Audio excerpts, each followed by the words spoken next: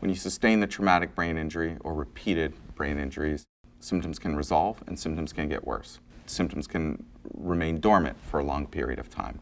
When we talk about a brain injury, we also talk about chronic traumatic encephalopathy, a very progressive, debilitating condition, and it's a result of repeated head injuries.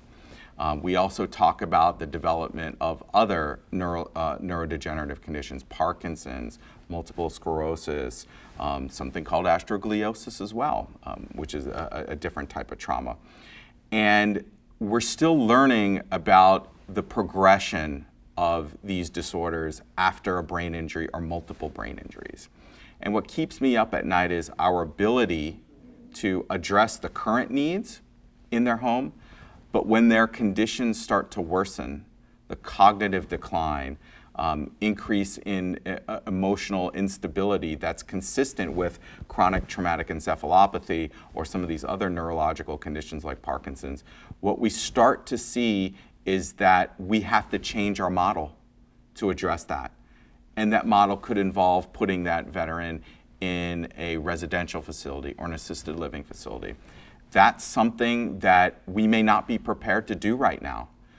So without a clear understanding of the progression of these disorders and the understanding of the natural history of a traumatic brain injury, we can't prepare as well for the future. We can put in a lot of rehabilitation and treatment right now, which is absolutely effective. It's the right thing to do. It's the most appropriate standard of care. But what still remains unknown is what's going to happen to them in the next 10 years.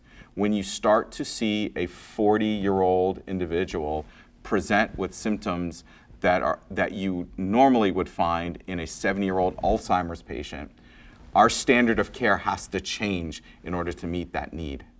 And we need to be prepared for something like that. We need to prepare these families for long-term care. We need to understand how they are looking at their contingency care planning if the caregiver is no longer to provide for someone with that progressive of a condition.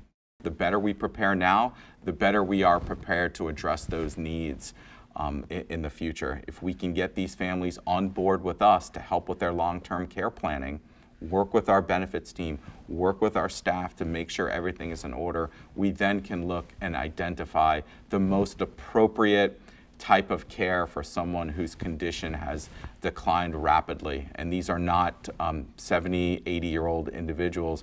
We're talking 40, 50-year-old service members who deserve the best quality care available. BrainLine is powered in part by Wounded Warrior Project to honor and empower post 9/11 injured service members, veterans, and their families.